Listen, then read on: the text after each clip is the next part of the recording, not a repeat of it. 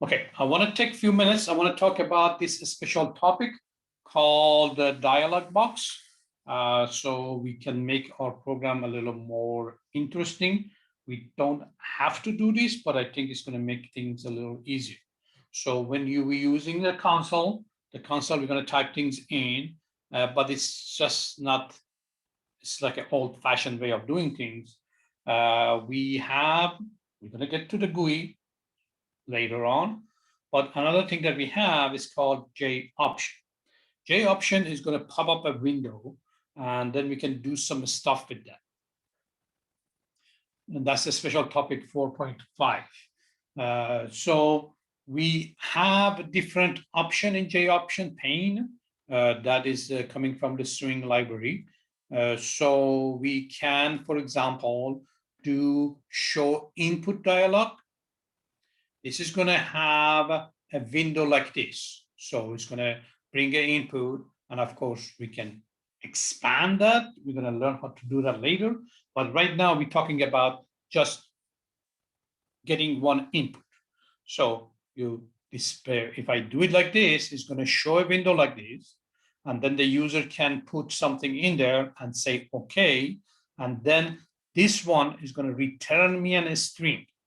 So the input is going to be a string coming out of this.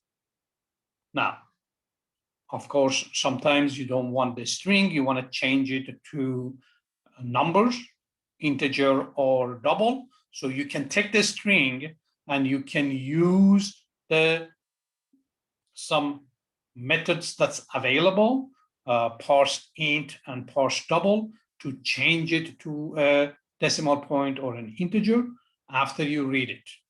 So your program is going to pop up a window, ask for an input. It's going to get it in a string format, and then you can change it to a number or double. So if this is a price, I'm going to be using parse double to change it to a decimal point and use it in my program. Now, there are different way of using this J option pane. I'm going to go over a few of them. Again, you're not required to do it, but I think it's going to make your program more interesting. We can show the result back into the string. Remember, we are using a string for everything. So I'm going to get my input from the user as a string. I'm going to change it to a double. In this case, I'm going to use it, and then I can change that double to a string to display it on a pop-up window. So we have a different pop-up window. One is going to be called message dialog. So the message dialog is going to bring a window like this. So it's information type. This is input type, and that button over there. And the good thing about Java, it's going to run it in different platforms, in your Mac, in PC, in some other ones. They're all going to be the same. So it's going to have a picture over here, the question mark for input, the I for information. So I can put back my result over here. So in this case, I'm going to put the price plus the price. So the price here as a number is going to be added to this price as a string, and I'm leaving a space over here. And then I'm going to be displaying it right here. And the I is for information. And when you're done reading it, you can push the OK. I can add another option to this. So I can do another option. So I can say J option dot warning message. So if I put that one in there, this information box can be changed to a warning. So if I'm doing something in the middle of my program and I want to, user did something or something happened, I just want to display a warning, I'm going to use the same type of dialog, but I have an extra parameter that I'm going to put it as a warning message. And if I do that, then it's going to display almost the identical box, but this picture is going to change from the information to the warning. So I'm doing something and I'm going to show it to and this J option has a lot of static variables in there to make it easier to follow. So One of them is warning underscore message. That would be a static variable defining that J option is going to be a warning window. So another one is a window with the yes, no, cancel. And it's going to display a window like this. So I can ask a question. Again, I'm getting the question mark here, but instead of having an input, I'm getting a yes, no, cancel.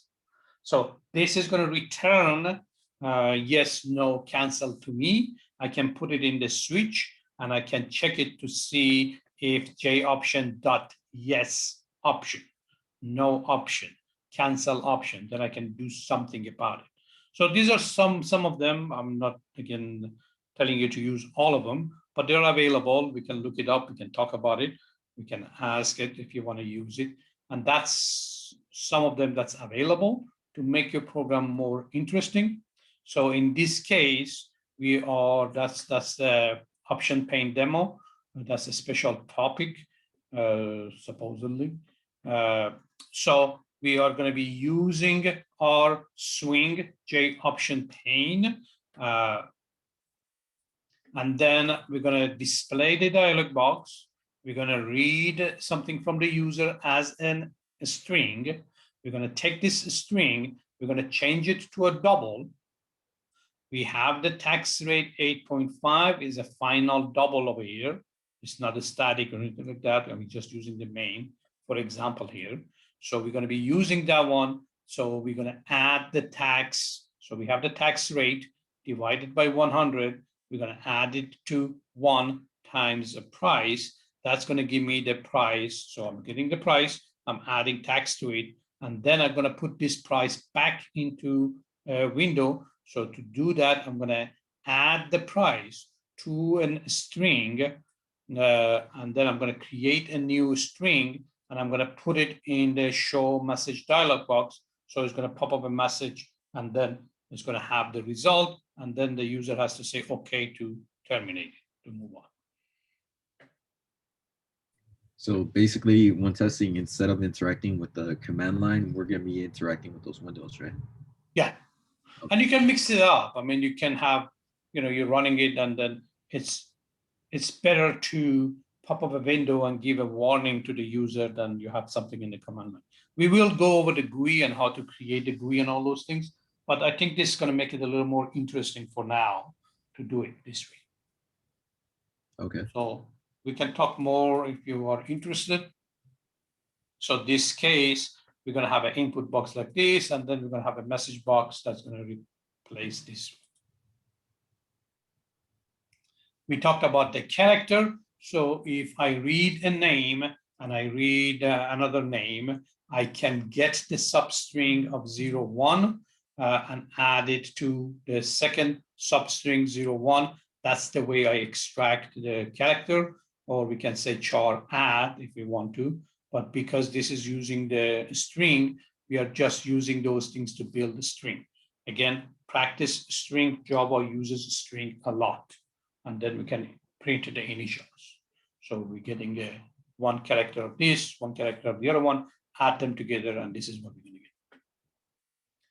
Any questions? We're running out of time. I think I'm going to go over these string operations, the things that you can do with the string. Be sure you read this. And I'm going to stop right here.